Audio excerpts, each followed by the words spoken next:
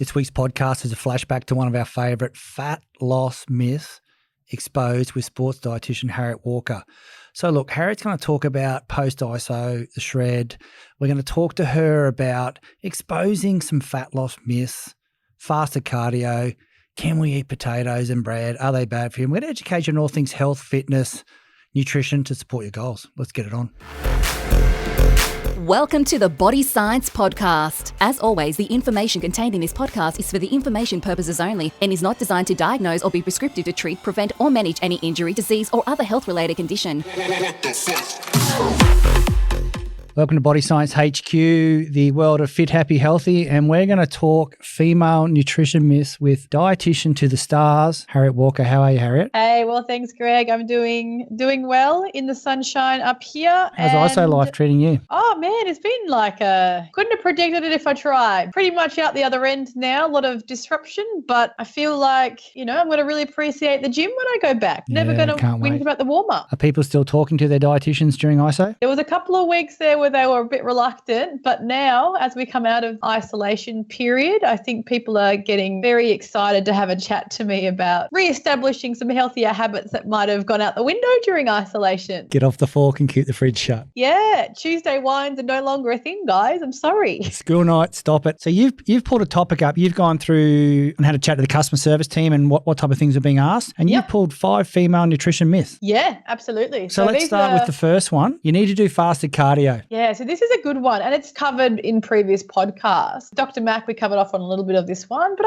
it's still definitely a topic that confuses people and then still gets asked. So when people are still asking the question, we, should run over it again, perhaps from a couple of different angles. Needing to do fasted cardio, and I'm assuming that these people are looking to drop a little bit of body fat. I think that's the reason why people look at... I think you nailed that on the head there, Harriet. Yeah, they're trying to, get rid of a bit of extra body fat, and rumor has it that you have to do that fasting because it'll enhance fat oxidation, which is actually true. It will enhance fat oxidation whilst you're doing the slow, steady state exercise, or if there's no other substrates there to be used, we will use body fat as energy. However, and this is a big caveat to this, we might be increasing fat oxidation during the training bout that we're doing. However, across the 24-hour period, this doesn't necessarily mean that at the end of the day, we will have lost weight unless we're also in a calorie deficit. So it's the calorie deficit that is the most important thing for weight loss. So if you are overeating your calories and doing fasted cardio, you're burning calories, but you're still in a surplus, you're not going to lose any body fat because there's no deficit there. This has been studied actually quite comprehensively, this debate, the fasted cardio versus fed cardio. And there's a really nice study by Brad Schoenfeld and his team, and it was done in 2014. It looked at fasted cardio versus fed cardio. I had 20 females do this. So this is really good for this population. This actually specifically studies this demographic. And they looked at 1 hour of cardio, 3 days a week. They had customized diet according to the individual's need. All the participants were in a 500 calorie deficit. Early morning training, they all had matched protein as well. So they tried to control for all the variables that might interrupt with this. Yeah. So it was really well designed. And what they found that there was no significant, all participants saw changes in their body weight, but there was no significant difference between the groups. So the people who did fed cardio in the morning versus the people who did fasted cardio, they all lost weight together. However, there was no significant difference from doing fasted cardio on top of, being in a calorie deficit. So in this research project, did they actually do fasted cardio or did they just do cardio before eating in the morning? Well, that's a good question. I think it was the last meal was the night before. Mm-hmm. So again, it probably wasn't, or depending, it was after dinner. After a sleep. So we're assuming that there's probably maybe like a 10-hour period. What it isn't indicating is it was low glycogen or low energy availability. So we don't actually know what the actual energy status of the person was. They could have had full muscle glycogen even though they'd slept overnight. So that's, again, that was one of the points that Dr. Mac also highlighted, was the fact that when people think they're doing fasted cardio, they're probably actually not just completely depleted. I feel hungry cardio. Yeah, it's just like a bit uncomfortable cardio or, whatnot. So it's cardio. Do you know what the name of that podcast we did with Dr. Mac was? I think it was it myth Fat Loss busting one. Myths? Yeah. Maybe it was fat loss myths. Yeah. I think so. So, Harriet, that one. number That's one, right. you need to do fasted cardio, yes or no? No, you do not. You need to do fasted cardio to lose weight. It's personal preference. Some people like to train unfed, and that's fine. Protein intake is important, however. So Nice.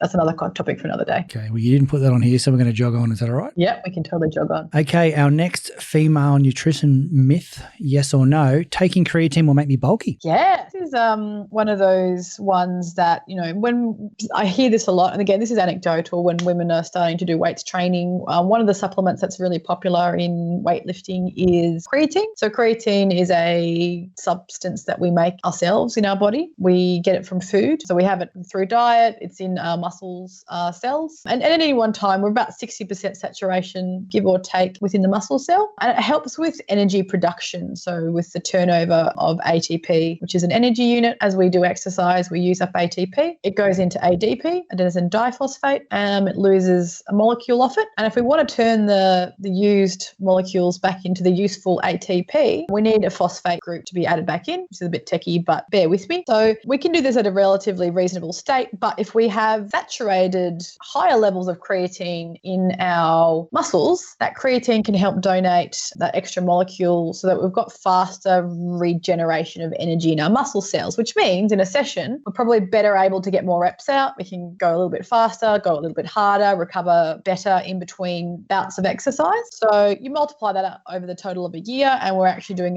we've got more capacity to do more volume in our training, and that obviously leads to better outcomes, basically. So creatine is a really well-researched substance. It's relatively affordable. It's affordable for people who are serious about going to training. It's definitely one that you could keep in there relatively easily, safe, and it works for most people. So it's definitely one of those supplements that is really useful. But what there is an association with creatine is weight gain, and it's generally associated with water weight. So that's the first thing. Some people may put on, it's somewhere in the vicinity of half a kilo of a little bit of extra water. And it may be that this subsides once they get used to the extra creatine in their body. And it's not everybody who has this effect. So some people can take creatine and they will see no difference in their body weight. So the first thing is that, yes, it can. That's about 20% of people non-respond, if I remember correctly from research. Yeah. I'm actually not sure on the top of my head, but if you've read that, we'll roll with it. Then, there's plenty of people who don't get that water weight. And then also we just need to remember that it's not fat mass that you're putting on. It is water weight, and it actually can help enhance your training. So does that mean it's classified as lean muscle because it's not fat? Well, it's not fat. It's not lean muscle either. It would be non-fat mass, fat-free mass. It might sort of increase the volume of the muscle, but it's not necessarily laying down new protein, if that makes sense. Mm-hmm. So it's just sort of a bit of extra water retention in the cell. So it's not fat mass. So basically, it's not going to make you bulky. And we sort of. So that's a big question. Will it make me bulky? The answer is no. No, it's not going to make you bulky. Not at all. Like, there is some water retention for some people, but again, it's only a small amount, and it may sort of dissipate as you get used to it, as you adapt to using the creatine. So I think risk versus reward. If I'm going to get some extra reps out, if I'm getting into my training, then creatine is definitely something that, as a female strength athlete, I'm giving a big high five to. Here's a big one, and we've probably all had a little bit more of this than we had in the last couple of weeks than what we normally have, is we need to cut bread to lose weight. Yeah, so this one is a bit of a favourite of mine because I am a sourdough you love your sourdough. Aficionado. Yep, anytime, anywhere. And bagels. Bagels are probably one of my favourite pre-training snacks to have. Good old 60-gram chunk of carbs before training, and I can get through anything. Anyone listening just needs to know that Harriet does a lot of powerlifting. Is that the correct word to use? Powerlifting, strongman. Strong person. Strong person. Strong person. Just like lifting weights. And you do a lot of high rowing. intensity stuff too, don't you? But you don't tell your strong person people that. No, you hide that from strong people, and you hide the weightlifting from the other people. Yeah, exactly. Two worlds collide and everyone freaks out. But so you eat a bagel before you train. Sometimes, if I know it's going to be a big session, A, I love bagels, and B, it's great energy to get me through a session. So is your mindset weight loss then, or you're just looking at, I want to get through a good session? Both. I mean, I'm not looking to gain weight. Yeah, true.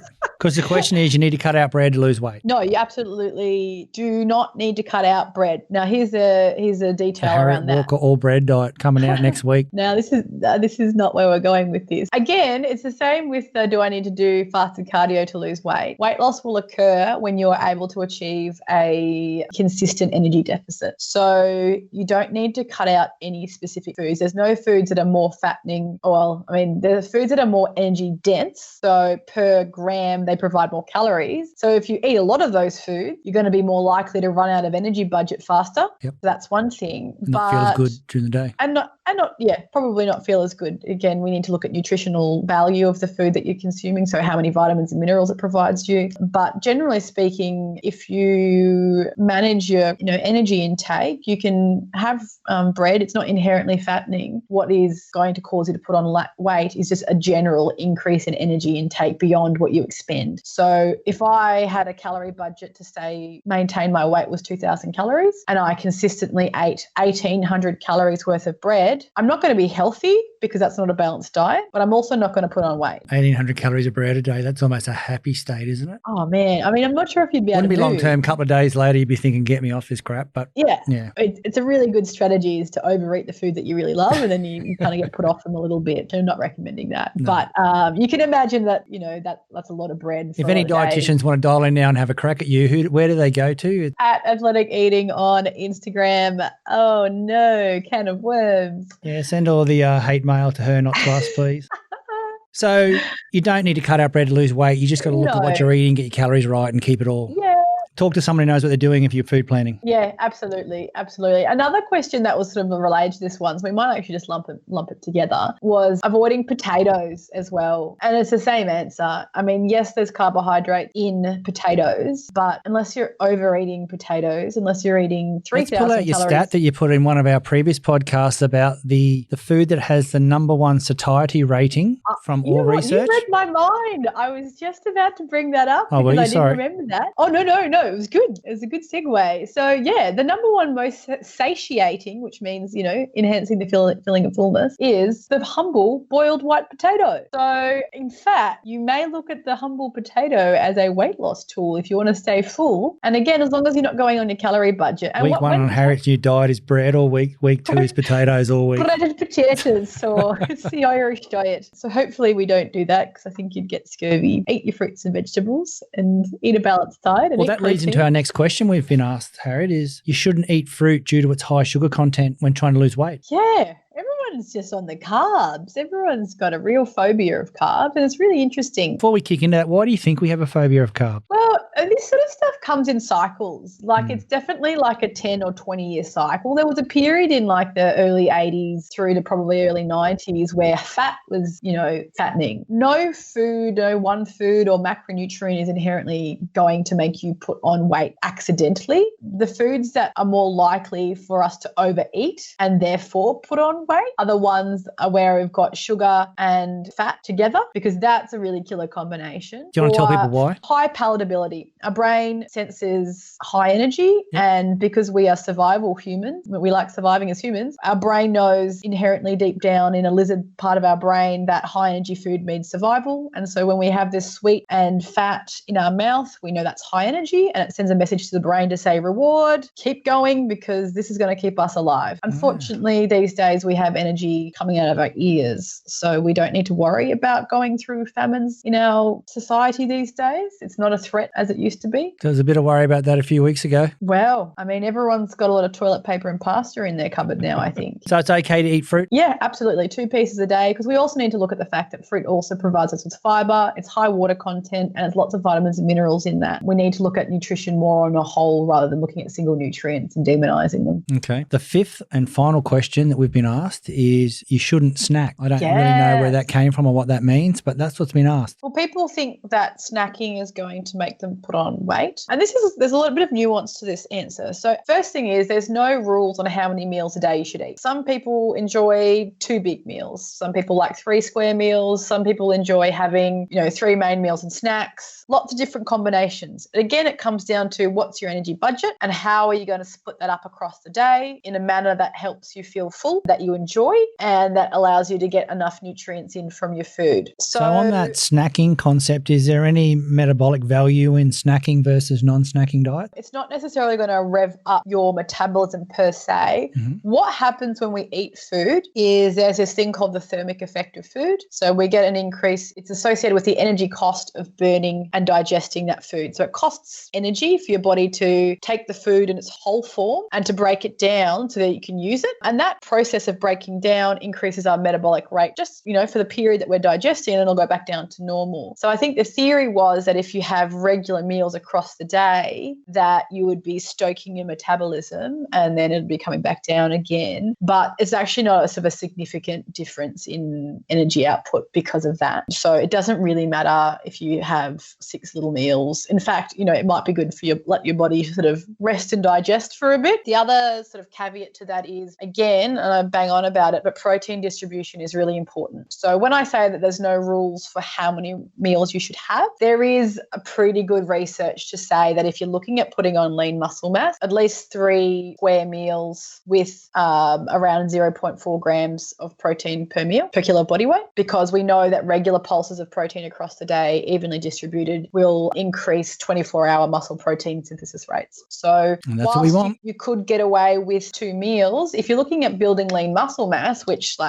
who isn't, especially after COVID-19, I've definitely lost a bit of muscle. You okay? I'm a bit sad. I don't actually want to talk about it. It's emotional. But yeah, so protein intake is definitely one that we need to account for. So even if it was having, 2 square meals plus a protein shake to make up the protein bolus, definitely doing that. And that's something that's actually a technique that I enlisted whilst in COVID-19, increasing my protein intake to try and hold on to my muscle when I didn't have weights to lift. Sad, isn't it? Do you want to take a minute and just stay quiet for a minute? We can just RIP the 1.5. Look at your eyes are telling me the story of, There's nothing there. Well, Harriet, thanks for coming on board today. That was a quick one, but a good one. 5 female nutrition myths. Is there anything you want to add to the end of this? Just a little bit of knowledge that we could all enjoy and wrap ourselves in? Look, I've been talking to a lot of people post, ISO, and I think the main thing is consistency. There's no one way to eat. There are many different ways that we can eat that everyone can enjoy, and it's around figuring out what your brand of eating looks like. You need to eat a certain amount of nutrients to stay healthy, but within that parameter, there is heaps of different patterns of eating that will sustain good health and get you good results. So I would say try not to look at what everyone else is doing and do the work on figuring out what works best for you. Nice, good advice. And just in closing, what's a safe amount of weight loss each week for us to look at? Generally, I prescribe 0.5 to 1% of your body weight. So that's nice and slow. Generally, that's associated with, a very mild calorie deficit with some exercise and just looking after incidental movement as well. And that will generally result in weight loss that you can maintain. Okay. Maintenance is the goal. Nice. That's 5 nutrition tips with Harriet. Thanks for coming on board, Harriet. Thanks for having me. I'll catch you later. Bye.